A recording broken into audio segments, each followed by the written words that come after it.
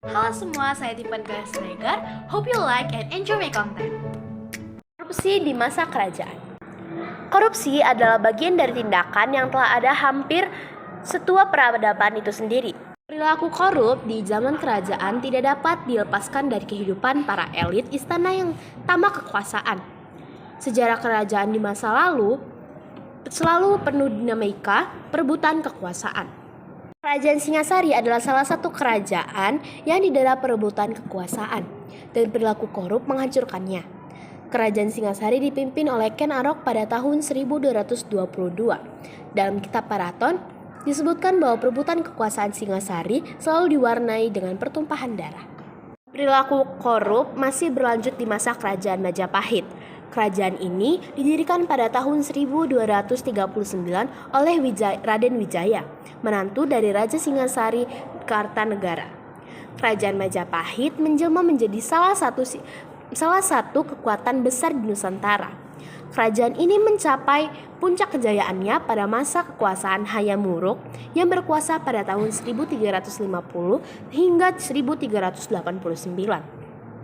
Ketika itu Majapahit juga dipimpin oleh seorang panglima perang hebat yang yakni Mahapahit Gajah Mada. Sekitar tahun 1680 terjadi perselisihan dalam Kesultanan Banten akibat perebutan kekuasaan dan pertentangan antara Sultan Ageng dan putranya Sultan Haji. Perpecahan ini dimanfaatkan oleh VOC. VOC memberikan dukungan kepada Sultan Haji sehingga perang saudara tidak terhindarkan. Bantuan ini tentunya tidak gratis untuk VOC. Sultan Haji mesti memberikan kompetisi atau balas jasa kepada VOC. Pada 12 Maret 1682, wilayah Lampung diserahkan kepada VOC, sebagaimana tertera dalam surat Sultan Haji kepada Mayor Ishak. Admiral kapal VOC yang sedang berlabuh di Banten. Surat itu kemudian dikuatkan menjadi surat perjanjian pada 22 Agustus 1682 yang membuat VOC memperoleh hak monopoli perdagangan di Lampung. Pada tanggal 17 April 1684 mewajibkan Sultan Haji mengganti kerugian akibat perang tersebut kepada VOC.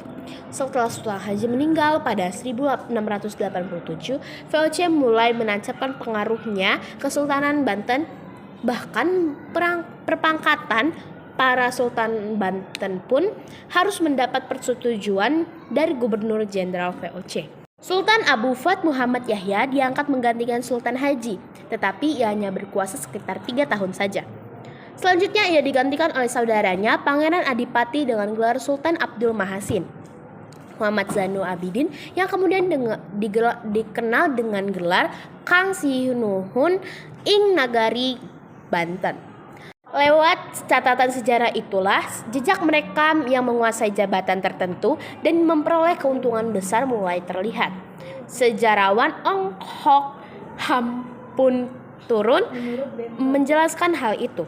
Ia mengungkapkan korupsi melalui praktik pungli langgeng karena penjabat dalam kerajaan tradisional ini tidak digaji oleh para raja. Raja hanya memberi pejabat tanah dan sejumlah petani atau hak-hak yang memungut bea cukai.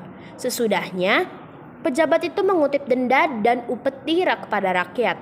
Dari sumber keuangan inilah semua jabatan dibiayai. Tak cuma 1 atau 2 jabatan saja yang mencari gajinya sendiri.